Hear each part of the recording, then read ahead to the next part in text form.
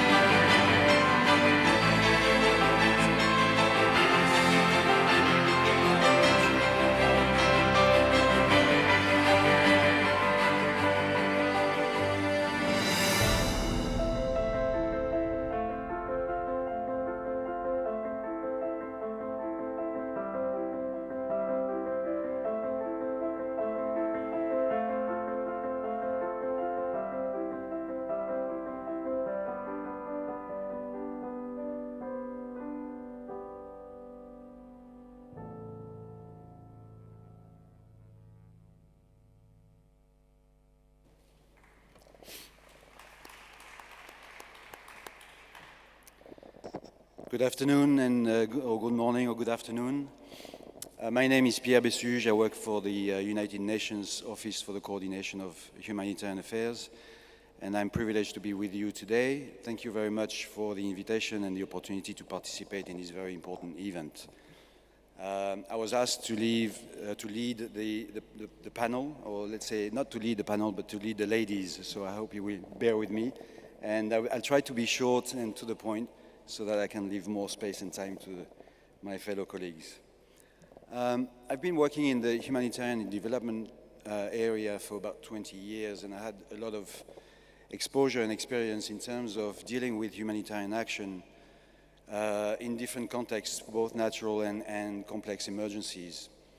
And when I was asked to think about the theme today of humanitarian diplomacy, first of all, I thought we use those two words together, but at the same time, when you are in operations, they don't necessarily come together. In many cases, as a humanitarian worker, you have to be quite strong in ensuring that the rights and the needs of the people are fulfilled by all those responsible when they are affected by a crisis. At the same time, using diplomacy can put you in a situation where you have to compromise, you have to negotiate, you have to always bear in mind the final objective of what you're here for. This year, we had the first World Humanitarian Summit in Istanbul in May. That was at the initiative of the outgoing Secretary General of the United Nations. And that gave a different dimension to humanitarian action in modern days.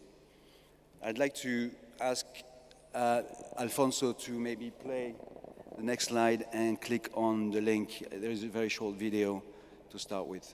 Thank you.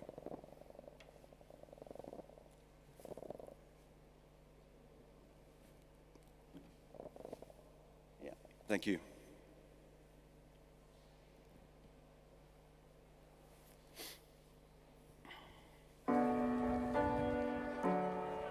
Have you ever faced an impossible choice?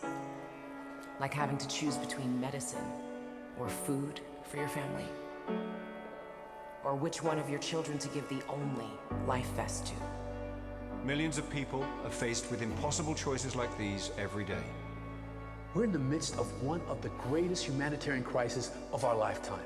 Every day we receive more news, more footage, more facts. And it's hard to know what to do. But there is an answer. This May, the first ever World Humanitarian Summit is happening. Our global leaders will be asked to make commitments to end the crisis. To put humanity first. Let us commit to end hunger for those in need. To empower youth impacted by conflict. To ensure displaced children still receive an education. To resolve conflict through dialogue and reconciliation, rather than violence and revenge. To eliminate the threat of mines and explosive hazards. And to make sure no parent or child has to make an impossible choice. If we want this to happen, if we want to actually make things better, then the choice is clear. Choice is clear. We must urge our global leaders to show up and take bold action. Millions are counting on us. Go to impossiblechoices.org. Impossiblechoices.org. To tell your leaders to be there. To be there. And put humanity first. Thank you. I'm now going to link that with a personal short story. It's about 10 years ago, so 10 years before the summit, when I was the head of the office of OCHA in East Timor, or Timor-Leste. I was there between 2006 to 2009. There was a displacement crisis, a political crisis, an economic crisis, a cultural crisis. East Timorese were fighting between themselves in the east and the west of that small tip of the island. I was in charge of coordinating or supporting the government and the humanitarian country team in coordinating the humanitarian assistance to about 150,000 people displaced and locked up in tent camps, mainly in Dili, the capital. After we spent a year, 18 months, in coordinating regular and usual humanitarian assistance through the different sectors, there came the point where there was a dilemma that we faced. We had to prepare all the time for the rainy season and the cyclical events that were affecting Timor. The more we were going deeper into the preparations, the more we were locking the people in the camps. We were telling them, as the humanitarian community and the government as well, no, you can't leave the camps until the conditions are ready. They were aspiring to return, to relocate, and to invest their lives back into a new cycle. They could go out, but we wouldn't let them go. And we had constant discussions then within the country team and with the government and the local governors in different provinces where they wanted to go, to say, these people locked in Dili want to go back or want to restart their lives. but because of our humanitarian principles, for very good reasons, we're not letting them go. So then we started negotiating and using diplomacy and putting actually humanity first and say, okay, hang on, we have established minimum standards and we are working on creating the conditions where those people can and those families can go back to where they want to go back. At which point will we be ready? At which point will we tell them, you can go? And so my approach then was to try to influence and advocate for, yes, we have humanitarian principles, but we also need to be pragmatic and humane and listen to those people who want to go back and restart their lives. So instead of keeping them another year, another rainy season in their camps, the government agreed to start releasing and accompany them groups by groups in the different locations where they wanted to go to restart their lives. And that's why, in a way, I don't know if we invented, but we adopted a principled pragmatism approach, if you will. This is made out of listening, negotiating, combining, putting humanity first, and taking risks ourselves for those people who are actually vulnerable and affected. And for me, that was a tipping point then to say humanitarian action has its own limits. If we don't withdraw and if we don't close the humanitarian operation, which takes the shine of any structural development, then we are impeding development, we are stopping development, we are sending a wrong message in that sense so that those people affected can rebuild their lives. So that was my short story from my experience in Timor, and since then I try to adopt a principled pragmatism approach. Now, can I ask Alfonso again to click on the link for the next video and then the next one after that? Thank you.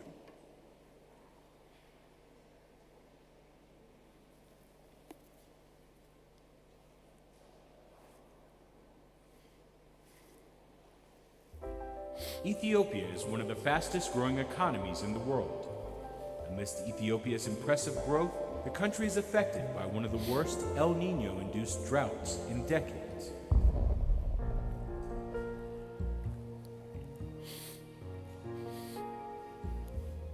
በእኛ ቀበሌ በጣም ከፍተኛ ድርቅ ነው የተከሰተው። እኔ ተወልጄ ይሄን ላይ ደረስኩበት እስካሁን ይሄን ድርቅ አላየሁም። The cause of the drought is mainly the current El Niño, especially in the eastern part of the country, starting from the northeastern part to the southern and in some pocket areas. When you say it's a serious drought, that is in terms of intensity, in terms of time, and in terms of coverage, that's a serious drought. Ethiopia is not the only one that is facing this crisis. It is climate related, but it has been hit. It's probably one of the worst hit countries of all the affected countries. Ethiopia also hosts over 700,000 refugees from neighboring countries. So in addition to its own burden of having to deal with the impact of this drought, it is giving refuge to so many coming from other countries, and it has accepted that responsibility. ስለ እርሻ ሁኔታው አሁን ይሄ ማሳ እንደምታየው ያው እንዳረስነው በድርቅ ምክንያት ምንም ውጤት ሳላገኝ እንደዚህ በነፃ ምንም ሳልበቅል የቀረው 18 ኩንታል አግኝቼ የነበረው ማሳ ይሄ ቀላል ምርታማ መሬት አይደለም። መቼስ ምንም በድርቅ ምክንያት ምንም ማድረግ አልቻልንም። ይሄ እንደምታያቸው ከብቶቼው እንደዚህ ምንም ሳበሉ እንደ ጥላ ስር ተንገራትቶ ታይቶ እንደ ወፎች እንደተረበረቡ ደማችን እያጠጡ ባለው ደረጃ ምን እንደማልና ስለዚህ ይሄን በተለይ ከብቶች ሊያልቅብን Over the course of last year, in many places it simply didn't rain. Now that obviously had an impact on agriculture, but also on drinking water. Massive agricultural failure, which has led to a huge need for food assistance. So 3 pillars with clear prioritization throughout and with an initial price tag of $1.4 billion, which makes it the 3rd biggest humanitarian appeal in the world this year. It has driven food insecurity, malnutrition, deaths of livestock, and shortage of water in drought-affected areas. Currently, we have around 10.2 million beneficiaries who are affected by the current drought. In terms of the government's own responsibilities, I think the government has demonstrated leadership. It has demonstrated that its systems, which are largely development systems, can be available for this response. So the humanitarian response is taking place through development systems, which means that you can continue to build resilience. It also means that the humanitarian assistance could actually contribute to making the development system stronger. So that's a very good thing that the government has done. The government also has put in place financial resources, and it has deployed its health workers, for instance, to areas that are most in need. So the surge capacity that it has activated is extremely useful for the response. We're doing everything we can, but the kind of example that Ethiopia offers as a country and people who can extricate themselves out of the backbreaking poverty through hard work is being put to a test. It is also possible that in the long run, if such a disaster is not reversed, it will threaten the kind of success that this country has achieved so far. But our best hope and expectation is that we'll put this crisis behind us with the support of the international community. The world needs to rally behind Ethiopia to overcome the crisis. So will it be able to overcome this crisis? Yes, but it needs the support of the international community to do so. ይሄ የሚሰጠው ድጋፍ እየሰጠ ነው፣ ግን በቂ አይደለም። ይሄ ሰው ያመጣ ነገር አይደለም፣ ከላይ ነው ያመጣው። ተስፋ መቁረጥ ህዝባችን ውስጥ እስካሁን አልታየም።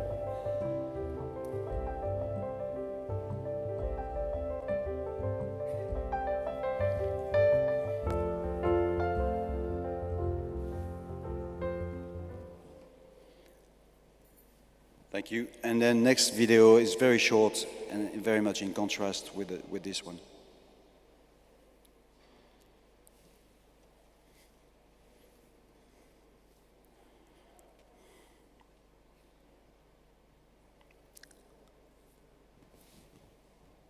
Thank you.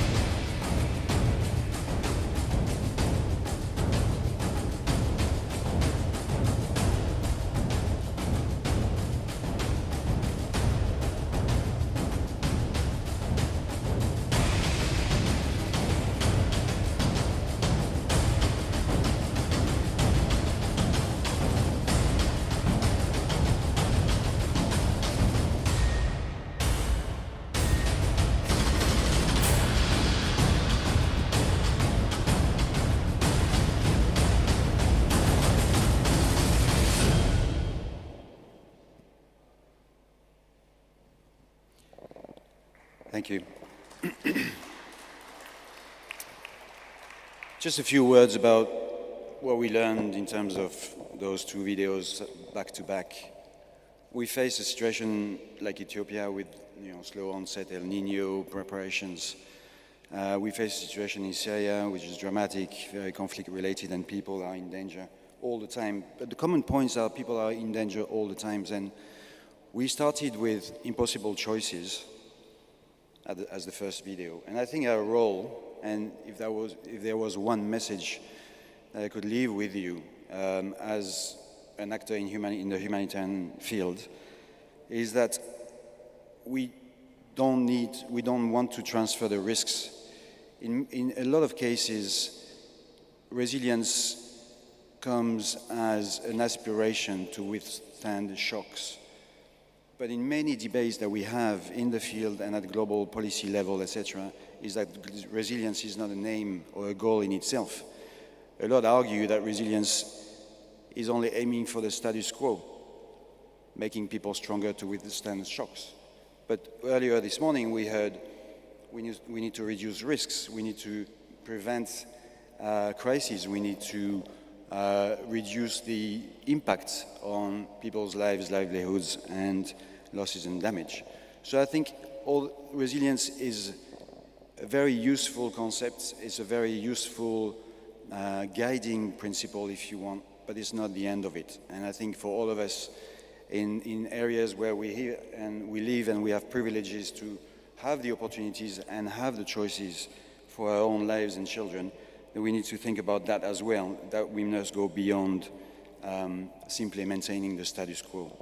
So in other terms, whether the speed is slow or fast, whether the crisis is very acute or very subtle, I think time and investment in emergency preparedness, but much larger in terms of the spectrum to deal with those development deficits, I would say that's most of the time humanitarian action address, those needs to be translated into concrete examples. Taking the risks and responsibilities ourselves to help the people manage their own risks is, I think, a key element behind the message that I want to give today. So basically, from what I experienced and what I continue to believe in, I think one major difference will be if our actions as local politicians and local decision makers is that the freedom of expression and the freedom of choice is given back to the people in terms of not letting them make impossible choices. Thank you very much.